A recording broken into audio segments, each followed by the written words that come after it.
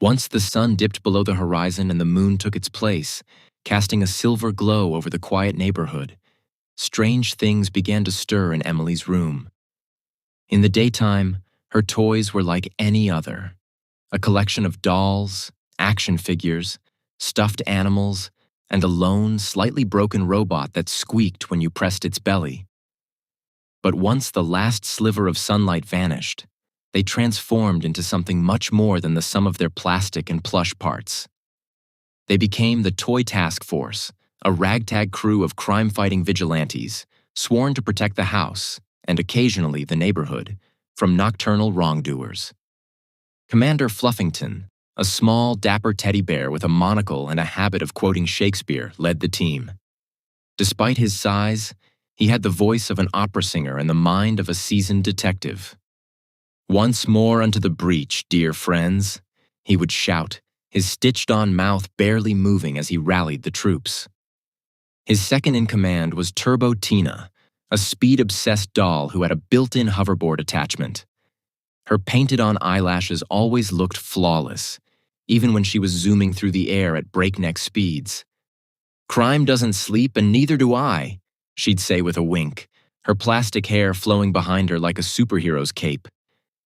And then there was Sir Beeps-a-Lot, the glitchy robot. Sir Beeps had been a bargain bin rescue by Emily's grandmother, and though he wasn't the most sophisticated gadget on the block, he had heart, and a surprising knack for hacking into microwaves and alarm clocks. His belly still squeaked when pressed, which he hated, but he was the team's tech genius and the only one who could communicate with appliances. Finally, rounding out the team was Captain Slobber, a once white stuffed dog that had gone through one too many laundry cycles. Captain Slobber wasn't the sharpest toy in the box, but what he lacked in brain power, he made up for with sheer slobbery enthusiasm. His superpower? He could tackle enemies with an unholy amount of fluff and fur. Tonight's mission was particularly strange. A bandit brigade of dust bunnies had organized beneath Emily's bed. These were no ordinary dust bunnies. They were sentient, multiplying troublemakers with a flair for mischief. Led by their charismatic leader, Big Fluff, they'd been stealing socks, rerouting remote controls, and even sabotaging the Wi-Fi for days. The humans had no clue what was happening, but the Toy Task Force had figured it out. The team stood in formation as Commander Fluffington surveyed the battlefield beneath the bed. "Tonight, we face an enemy who knows no fear and smells like old carpet fibers. But we are the Toy Task Force, and we shall not falter." His button eyes gleamed with determination. Turbo Tina revved her hoverboard. "I'll zoom in, create a distraction. Sir Beeps, you hack the lamp to blind them, and Slobber, well, do your thing."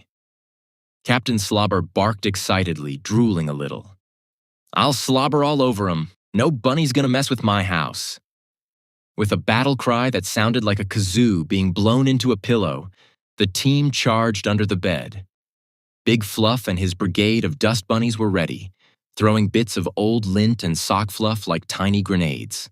Turbo Tina zoomed through the bunnies, spinning in a blur of pink plastic as she knocked over their piles of stolen treasures. Sir Beeps-a-Lot, after a brief moment of staring blankly, his circuits occasionally lagged, hacked into the bedside lamp, causing it to flicker like a disco ball. The flashing lights disoriented the dust bunnies, who began to scatter, confused by the sudden strobe effect. And Captain Slobber? Well, he leaped into action with the grace of a woolly mammoth, crashing belly first into the heart of the dust bunny horde. He rolled around, creating a chaotic mess of fur and dust, slobbering all the while. Big Fluff, realizing his army was being overwhelmed, tried to escape, but Commander Fluffington was already there, brandishing a miniature sword he'd fashioned out of a toothpick. "Your reign of lint terror is over, Fluff," the bear declared. Big Fluff surrendered with a sneeze, and the remaining dust bunnies retreated back into the shadowy corners from whence they came. With the house once again secure, the Toy Task Force gathered for their victory celebration.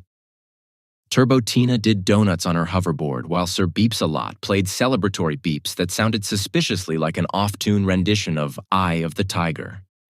Captain Slobber wagged his tail, a proud mess of fur and drool. Commander Fluffington raised his paw in triumph. We have fought valiantly tonight, my friends. The bandit brigade has been vanquished, and Emily's socks shall be safe once more. But remember, evil never rests, and neither do we. Now let us return to our posts before sunrise, lest the humans grow suspicious. And so, with the dawn approaching, the toy task force resumed their positions as mere toys, waiting for the next night when the world would once again need them to fight crime in the shadows, one dust bunny at a time.